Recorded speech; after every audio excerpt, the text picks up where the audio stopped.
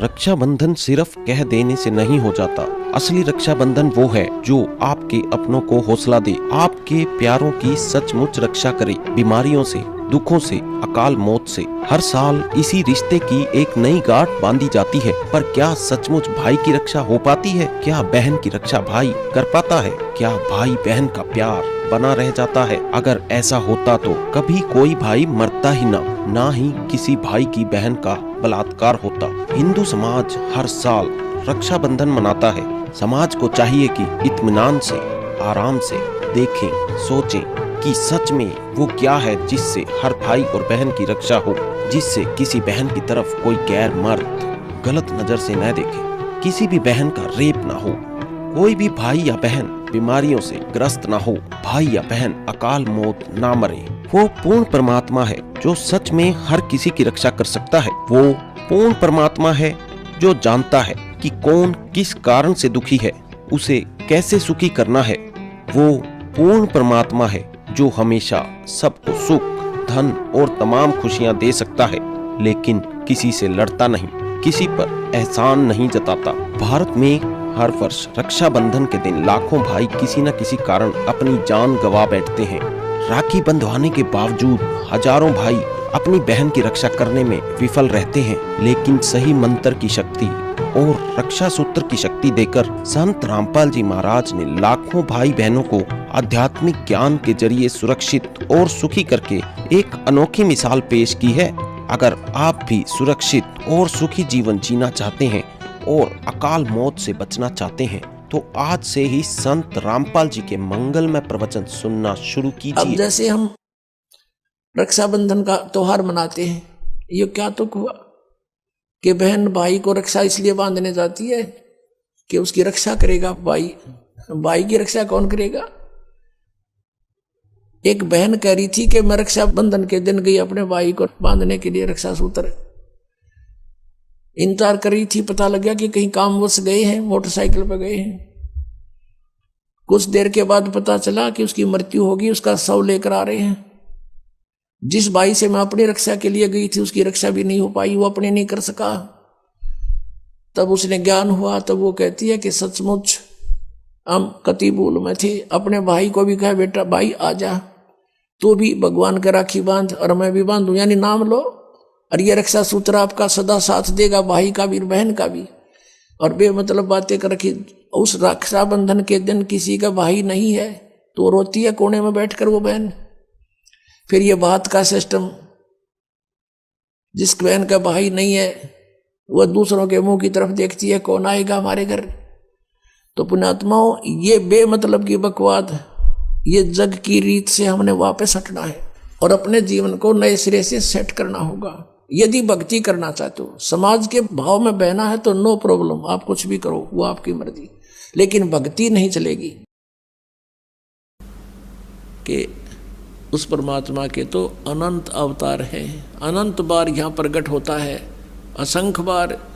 और ये 9 चित्त में बुद्धिनाश, यानी बुद्धिहीन लोग केवल 9 ही अवतार मानते हैं और वो खाल्यक खेल है खलक में। ये इन 9 अवतारों को ही भगवान मान रहे हैं, उस परमात्मा के अनंत अवतार हैं और वो खाल्यक खेल खलक में 6 ऋतु 12 मास। और भगवान क्या बताते हैं, जहाँ जन की महिमा सुनो ता मैं गमन करंत, वो तो नगर निश्चिंत बसो जहाँ मेरे प्यारे संत। अब जो वेद बताते हैं वो परमात्मा गति करके आता है और हमारे आध्यात्मिक यज्ञ में आता है, आध्यात्मिक अनुष्ठानों में भी वो गुप्त रूप में रहता है और अच्छी आत्माओं को आकर मिलता है। और वो परमात्मा स्वयं भी कहते हैं, जहाँ जन से महिमा सुनो, जहाँ मेरी महिमा चलती है, जहाँ मेरा ज्ञान प्रचार होता है, तहाँ मैं गमन करंत, वहाँ मैं पहुँच जाता हूँ, एक पल में पहुँचूंगा। क्षण एक में जन अपने के काज, हिरण्यकशिपु जो मार दूं और नरसिंह धरनु साज। तो यहाँ परमात्मा कहते हैं, जहाँ जन से महिमा सुनो तहाँ मैं गमन करंत, वहाँ पहुँच जाता हूँ गति करके।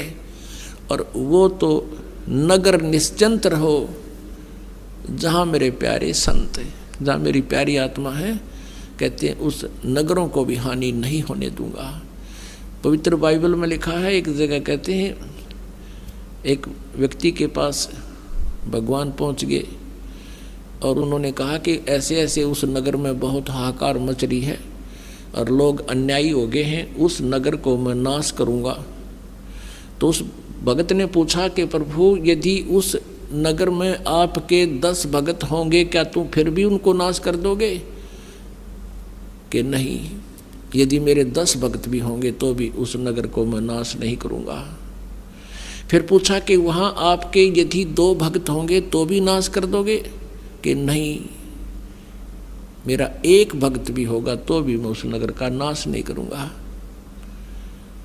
तो पुण्यात्माओं, यहाँ वही परमात्मा कहते हैं, जहाँ जन की महिमा सुनो तहाँ मैं गमन करंत, और वो तो नगर निश्चिंत रहो जहाँ मेरे प्यारे संत।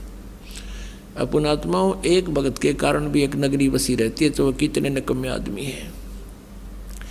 तो इसलिए कहते हैं, संत ना होते जगत में तो जल मरता संसार। तो परमात्मा हर युग में रहते हैं, हर पल में रहते हैं, लेकिन वो उस समय उनका जो सतीथि होती है वो गुप्त रहते हैं, उनको कोई पहचान नहीं सकता। ना तो आग ला दे काल यहाँ पे, वो परमात्मा इस जो है जलते हुए काल के लोक में बर्फ का काम करते हैं यहाँ। और परमेश्वर ने प्रत्येक ब्रह्मांड में अपना एक गुप्त स्थान बना रखा है, जैसे राजदूत भवन होता है, और वहाँ रहने से भी हमें बहुत राहत यहाँ मिल रही है। तो पुण्यात्माओं, ये काल है, और काल आपने देखा होगा गीता जी में अपना विकराल शरीर दिखाता है, रूप दिखाता है, जो अर्जुन जैसे योद्धा भी कांप जाते हैं, थर थर कांप रहे होते हैं, और उसने हम भगवान मान रहे थे। नमस्कार सर। नमस्कार सर। सर क्या नाम है आपका? सर हेमेंद्र यादव। सर कहाँ से हैं आप? सर ग्राम रायपुरा, तहसील कसरावत, जिला खरगोन, मध्य प्रदेश से। सर संत रामपाल जी महाराज से नाम दीक्षा आपने कब ली? सर संत रामपाल जी महाराज से नाम दीक्षा हमने 20 मार्च सन 2016 में ली। संत रामपाल जी महाराज से नाम दीक्षा लेने से पहले आप क्या भक्ति साधनाएं करते थे? सर संत रामपाल जी महाराज से नाम दीक्षा लेने से पहले हम समाज में प्रचलित जो पारंपरिक पूजा पाठ होती थी वही करते थे, और शिव जी को जल चढ़ाना, दूध चढ़ाना, और हनुमान जी के मंदिर में अगरबत्ती लगाना, इस प्रकार की पूजा करते थे। साथ में हम तीर्थ जाना, व्रत करना और श्राद्ध निकालना, इस प्रकार की पूजा पाठ भी करते थे। सर इतनी सारी भक्ति साधना करने से आपको क्या लाभ प्राप्त हुए? सर इतनी सारी भक्ति साधना करने से हमें कोई लाभ नहीं हुआ, उल्टी हानि हुई। संत रामपाल जी महाराज की शरण में आप कैसे आए? बचपन से ही भक्ति में आस्था थी और ईश्वर की तलाश थी। हमने साधना टीवी पर उनका सत्संग देखा, और सत्संग में उन्होंने बताया आध्यात्मिक ज्ञान जो हमें अच्छा लगा। वो वेदों, शास्त्रों, गीता, पुराण, बाइबिल सभी से प्रमाणित ज्ञान दे रहे थे।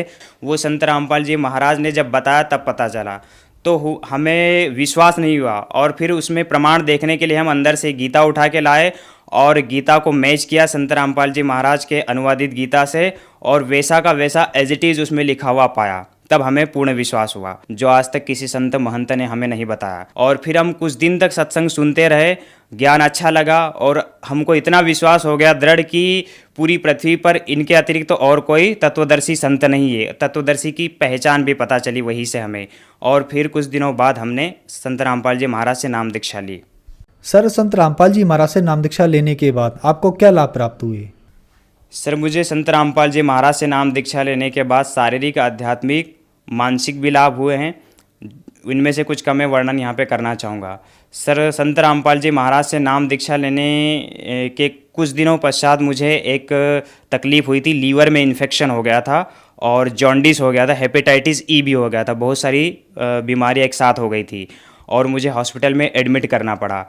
तो उस समय मेरी हालत बहुत ख़राब हो चुकी थी। तो उस समय संत रामपाल जी महाराज से प्रार्थना लगाई, और प्रार्थना लगाने के 2-3 दिन बाद ही मैं कुछ राहत मिली। पूरी तरीके से ठीक नहीं हुआ, लेकिन थोड़ा ठीक हुआ। और फिर मुझे भक्तों ने बताया कि आप गुरुजी के दर्शनार्थ के लिए आप हिसार जाएं, तो परमात्मा से प्रार्थना करना, तो आप ठीक हो जाओगे। तो मेरी ऐसी कंडीशन थी कि मैं हिसार जाने के लायक नहीं था। डॉक्टर ने खाने पीने का मना किया था, दूध पीने का ही बोला था, और कुछ खा पी नहीं रहा था। ऐसी कंडीशन हो गई थी। लेकिन फिर भी मैं परमात्मा को दंडवत प्रणाम करके मैं परमात्मा के दर्शन के लिए निकला। और जैसे ही गया तो रास्ते में मेरे को कुछ भी खाने पीने को मना कर दिया था डॉक्टर ने, लेकिन फिर भी मैं घर से पराठे और फ्राई की हुई मिर्ची लेकर गया था। और मैं कुछ नहीं खा पा रहा था, लेकिन फिर भी मैं ले गया था कि अगर नहीं खा पाया तो रास्ते में किसी और को खिला दूंगा। तो मैं रास्ते में आधी दूर ही गया था और जितने भी पराठे रखे हुए थे, 8-10 पराठे लेकर गया था, वो मैं सभी रास्ते में ही खा गया और मैं रास्ते में ही स्वस्थ हो गया। संत रामपाल जी महाराज की कृपा से ही ये सब कुछ हुआ है। सर, इसके अलावा एक और लाभ हुआ है। जैसे ही संत रामपाल जी महाराज से मैंने घर में अकेले नहीं भक्ति की शुरुआत की थी और मेरे घर में कुछ ज्वेलरी रखी हुई थी मम्मी की अलमारी में, तो वो ज्वेलरी अलमारी से गायब हो गई थी, पता नहीं कहाँ चली गई थी। तो सबने घर में ढूंढा, पहले मम्मी ने देखा तो उन्हें नहीं मिली। पूरी अलमारी को उन्होंने खोला, उसमें जितना भी सामान था बाहर निकाला, लेकिन कुछ नहीं मिला उन्हें वहाँ पे। फिर मेरा भाई गया, उसने भी देखा, पापा गए, उन्होंने भी देखा, सारा सामान बाहर रख दिया, कुछ नहीं मिला उन्हें। और मम्मी रोने लगी। तो मुझे विश्वास था संत रामपाल जी महाराज पर। मैं भक्तों के अनुभव सुनता था, सब भक्त बताते थे किसी को बीमारी में लाभ हुआ है, किसी की चोरी की चीज़ें वापस आ गई है और किसी को कोई आध्यात्मिक लाभ हुआ है। तो ऐसे कई प्रकार के अनुभव मैंने सुने थे। तो मुझे विश्वास था कि कहीं नहीं जाएगी वो चीज़ें, घर में ही होगी या फिर कहीं से भी होगी, तो मैं गुरुजी से प्रार्थना करूँगा तो सब आ जाएगा वापस। तो मैं इतना सोचकर मैं जब अलमारी में देखने गया पहली बार तो वहाँ पे कुछ नहीं था, मैंने भी देख लिया, कुछ नहीं मिला। फिर मैंने गुरुजी संत रामपाल जी महाराज के आगे दंडवत प्रणाम किया, उनकी तस्वीर के आगे दंडवत प्रणाम किया और उनसे प्रार्थना की कि गुरुजी मेरी मम्मी की जो भी ज्वेलरी है जहाँ भी रखी थी आप वहाँ वापस रख दीजिए और मैं वापस दोबारा देखने जा रहा हूँ तो वहीं पे मुझे एज इट इज़ मिल जाए। तो इतना कहकर मैं फिर वापस दोबारा देखने गया तो उस अलमारी में वो चीज़ें जो डिब्बा था ज्वेलरी का जिसमें रखी हुई थी वो वहीं पे वापस मुझे एज इट इज़ मिला हुआ, वहीं पे मिल गया। और फिर मैंने सबको दिखाया घर में और मम्मी सब रोने लगे घर में और सबको विश्वास हो गया कि संत रामपाल जी महाराज पूर्ण संत है। सब ने देखा, किसी को कुछ नहीं मिला, लेकिन इसने प्रार्थना की और प्रार्थना करते ही वो चीज़ वापस आ गई, तो उन्हें दृढ़ विश्वास हो गया। फिर वो भी सत्संग सुनने लगे और कुछ दिन बाद उन्हें विश्वास बना तो उन्होंने भी नाम दीक्षा ले ली। सर, एक और भी हमें लाभ हुए हैं शारीरिक। एक बार मैं ऐसे रोड क्रॉस करते हुए जा रहा था और सुमिरन कर रहा था। गुरुजी ने सतनाम दिया हुआ है, मैं सतनाम का सुमिरन करते हुए जा रहा था और 3 ऑटो रिक्शा वाले रॉन्ग साइड से आए और बहुत तेज़ चला रहे थे वो और बिल्कुल मेरे ऊपर ले आए।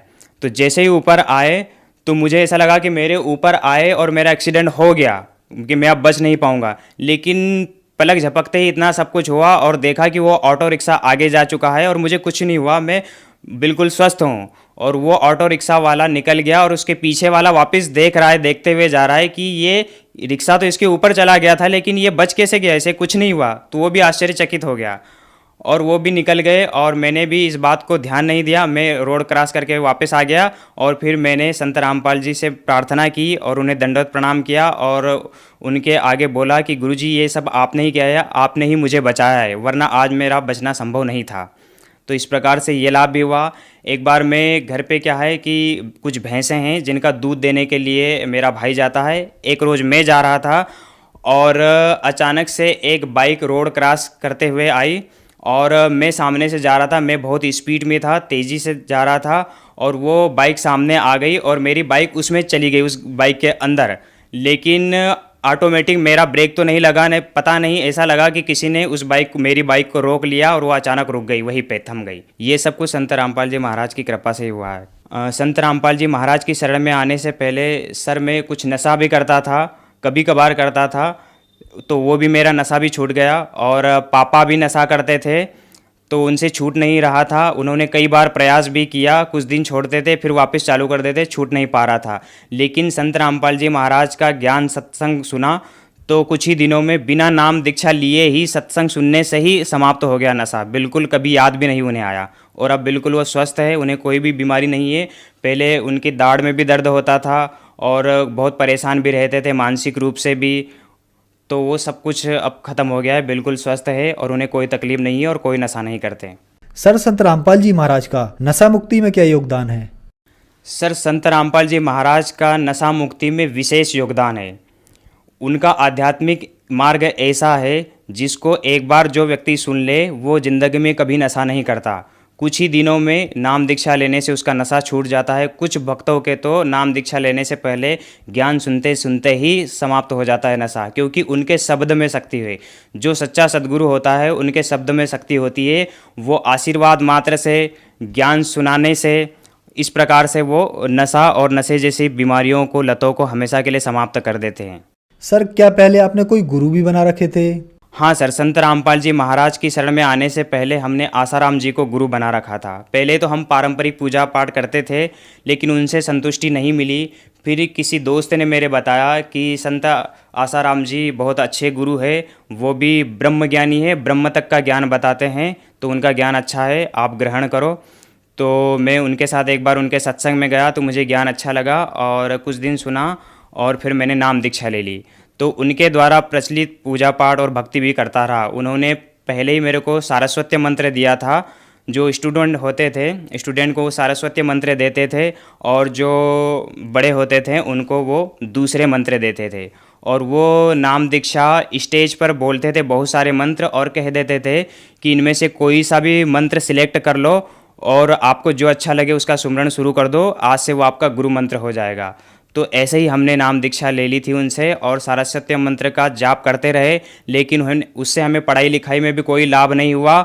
और उन्होंने ये भी बताया था कि कोई सा भी मंत्र आप जाप करो तो उस मंत्र का 40 दिन तक अनुष्ठान करने से और सच्ची लगन के साथ जाप करने से और ध्यान करने से आप चाहे तो पूर्ण परमात्मा को प्राप्त कर सकते हैं, निराकार ब्रह्म को प्राप्त कर सकते हैं।